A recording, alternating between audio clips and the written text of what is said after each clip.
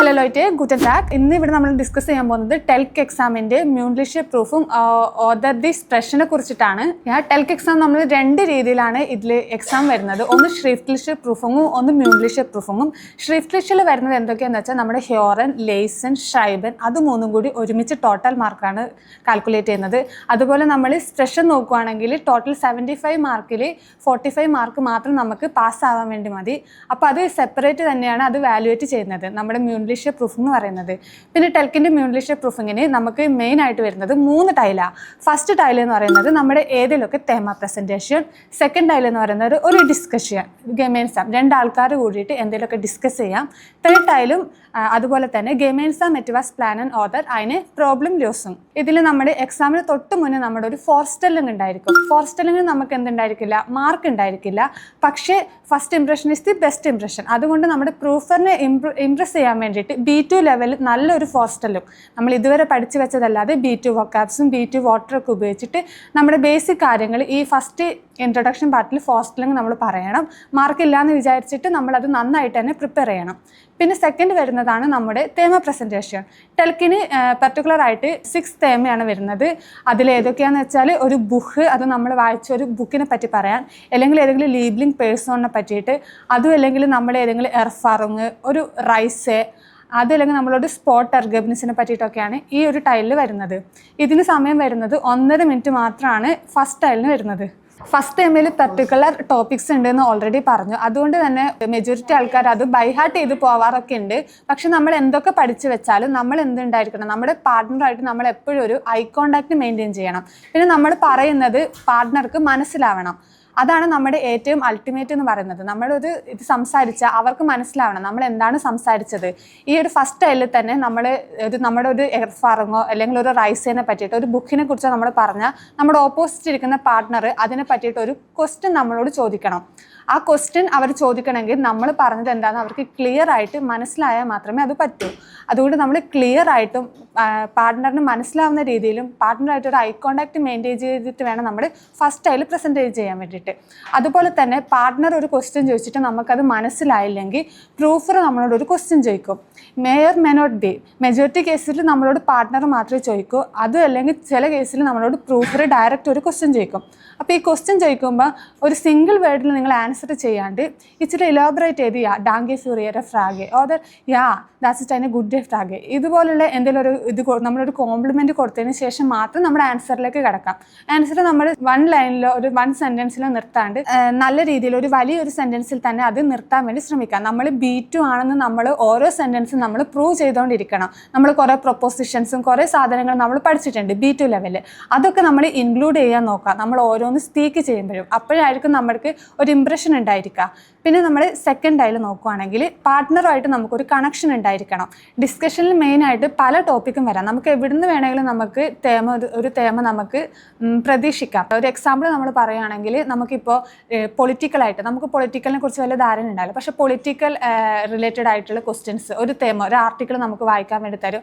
അതിനെപ്പറ്റി നമുക്ക് സംസാരിക്കേണ്ടിയിരിക്കും. അല്ലെങ്കിൽ ഇൻ്റർനെറ്റിൻ്റെ യൂസ്, പിന്നെ നമ്മുടെ ഏതെങ്കിലും നമ്മുടെ ഫാസ്റ്റ് ഫുഡ് അതിൻ്റെ യൂസ്, അതുപോലെ നമ്മൾ പ്രതീക്ഷിക്കാതെ ഫർഷീഡനായിട്ടുള്ള ഡിഫറെൻ്റ് ആയിട്ടുള്ള തേമാസ് ഒക്കെ ആയിരിക്കും നമ്മുടെ സെക്കൻഡ് ടൈലിൽ വരിക.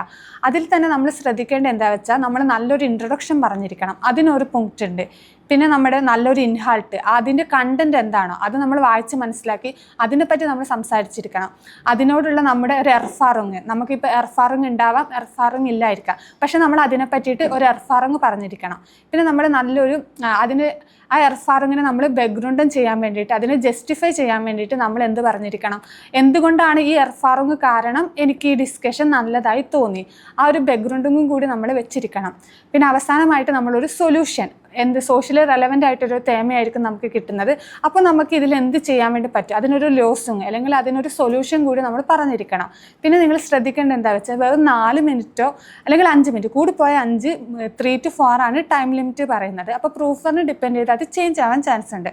അപ്പോൾ നമ്മൾ സംസാരിക്കുന്ന സമയത്ത് 4 മിനിറ്റിനുള്ളിൽ നമ്മുടെ എല്ലാ പോയിന്റ്സും നമ്മൾ സംസാരിക്കണം.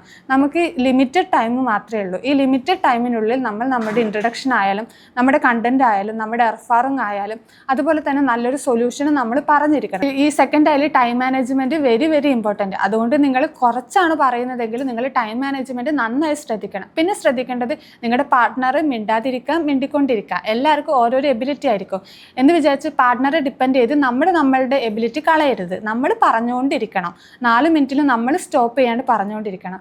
പിന്നെ ശ്രദ്ധിക്കേണ്ടത് ഈ ടൈമിൽ തന്നെ ശ്രദ്ധിക്കേണ്ടത് ഒരു പ്രസൻറ്റേഷൻ പോലെ ആവരുത്. ഈ ഡിസ്കഷനിൽ 2 പേര് ഇൻവോൾവ് ആയിരിക്കണം. ഒരാൾ ഒറ്റയ്ക്ക് തന്നെ ഒരു പ്രസൻറ്റേഷൻ പോലെ ലീഡ് ചെയ്യരുത്. അപ്പോൾ നമ്മുടെ മാർക്ക് കുറയും. അതുകൊണ്ട് 2 പേര് ഇൻവോൾവ് ചെയ്ത് ഒരു ഡിസ്കഷൻ ആയിരിക്കണം. ഒരു പോയിന്റ് നമ്മൾ പറഞ്ഞാൽ അടുത്തൊരു ചാൻസ് നമ്മൾ നമ്മുടെ പാർട്ട്ണറിന് കൊടുത്തിരിക്കണം. അതുപോലെ അവർ ചോദിക്കുന്ന ചോദ്യത്തിന് വേണം നമ്മൾ ആൻസർ പറയാൻ വേണ്ടി. ഓൾറെഡി ഞാൻ പറഞ്ഞിട്ടുണ്ട് ഇതിനാകെ 4-5 മിനിറ്റോ നിങ്ങൾ സംസാരിച്ചാൽ മതി എന്ന് വിചാരിച്ച് നമ്മൾ പ്രാക്ടീസ് ചെയ്യുന്ന സമയത്ത് 2 മിനിറ്റോ 4 മിനിറ്റോ ടൈമർ വെച്ചിട്ട് ഒരിക്കലും നമ്മൾ പ്രാക്ടീസ് ചെയ്യരുത്.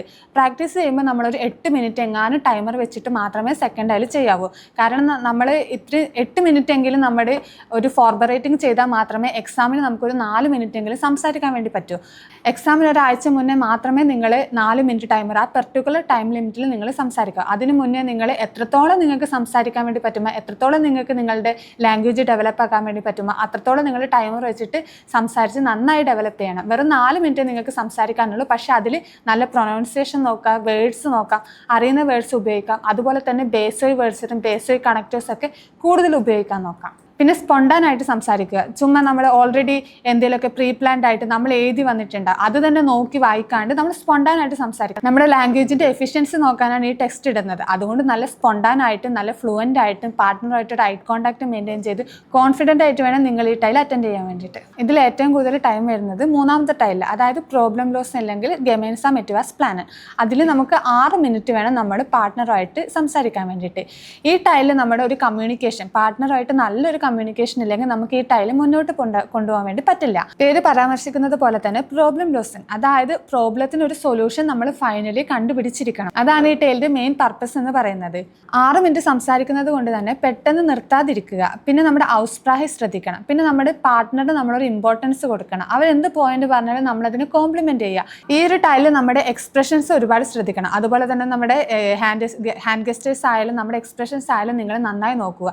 പിന്നെ നമ്മൾ ശ്രദ്ധിക്കേണ്ടത് എന്താ വെച്ചാൽ നമ്മുടെ പാർട്ട്ണറിനെ നമ്മൾ എപ്പോഴും കേട്ടുകൊണ്ടിരിക്കണം. കാരണം പാർട്ട്ണർ പറയുന്നത് എന്താണെന്ന് കേട്ടാൽ മാത്രമേ നമുക്കതിൻ്റെ ഒരു ആൻസർ ചെയ്തിട്ട് നമ്മുടേതായിട്ടൊരു സജഷൻസ് നമുക്ക് കൊടുക്കാൻ വേണ്ടി പറ്റൂ. ഓൾറെഡി നമുക്ക് 20 മിനിറ്റ് പ്രിപ്പറേഷൻ ടൈം കിട്ടും. ആ ടൈമിൽ നമ്മൾ കുറേ ക്വസ്റ്റ്യൻസ് ഒക്കെ എഴുതി വെച്ചിരിക്കും. ഒരിക്കലും ആ ക്വസ്റ്റ്യന് നോക്കി ഇരിക്കരുത്. നമ്മൾ എപ്പോഴും പാർട്ട്ണറെ കേട്ടുകൊണ്ടിരിക്കണം. പാർട്ട്ണർ എന്താ പറയുന്നത് അത് മനസ്സിലായാൽ മാത്രമേ നമുക്ക് സ്പോണ്ടാനായിട്ടും കറക്റ്റായിട്ട് അവർക്ക് ഒരു ആൻസർ ചെയ്യാൻ വേണ്ടി പറ്റൂ. അങ്ങനെ ആയാൽ മാത്രമേ നമുക്ക് ഈ ഒരു ടൈലിൽ ലീഡ് ചെയ്യാൻ വേണ്ടി പറ്റൂ. അതുകൊണ്ട് നന്നായി ശ്രദ്ധിച്ച് നമ്മുടെ പാർട്ട്ണറെ കേട്ടിരിക്കണം. സോലോയിട്ട് ഞാൻ വിചാരിക്കുന്നത് നിങ്ങൾക്ക് ഈ വീഡിയോ ഹെൽപ്ഫുൾ ആയിരിക്കുന്നതാണ്. അതുകൊണ്ട് തന്നെ ടെൽക്ക് എക്സാമിൻ്റെ കൂടുതൽ ടിപ്പ് ആൻഡ് ട്രിക്സ് ആയിട്ട് നമുക്ക് വീണ്ടും കാണാം.